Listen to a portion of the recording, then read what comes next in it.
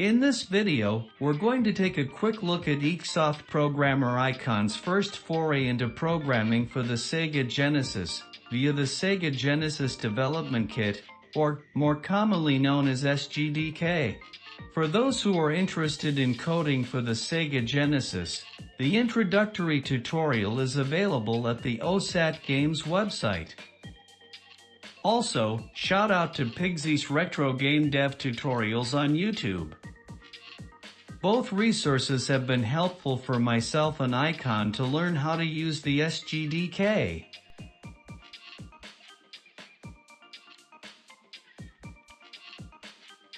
Using my elite hacking skills, I will now change the tutorial of Megapong into its proper name, EikPong. This is 100% necessary, and SGDK will not function properly otherwise. Actually, that's a complete lie. However, branding is important, isn't that right?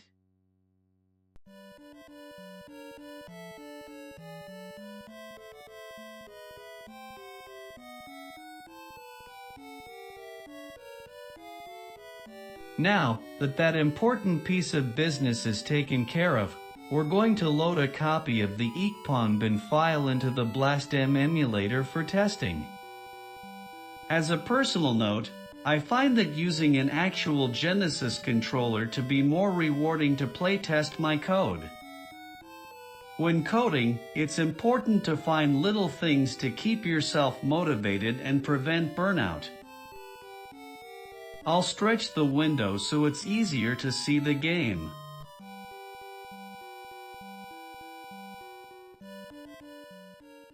Some things I wanted to point out before I give you a brief reprieve from this awful narration voice are the following. Notice the starting position of the ball and what happens when the ball collides with the paddle. Notice the score counter and screen text. Pay attention to the ball speed as the score transitions from 9 to 10. Ignore the fact that I have what the internet children of the day would call a skill issue. For such a simple game, this tutorial teaches so many important facets of game design in SGDK.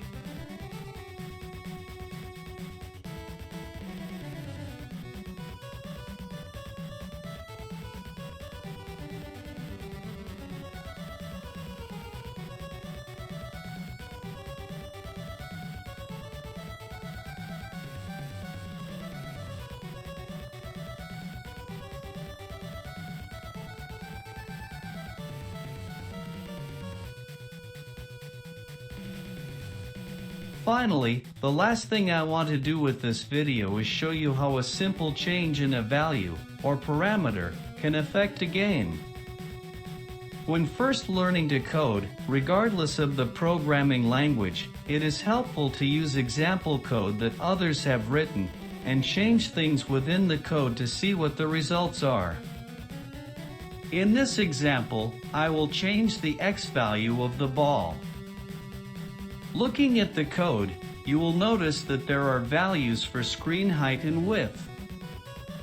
The default resolution for SGDK is 320 pixels by 224 pixels.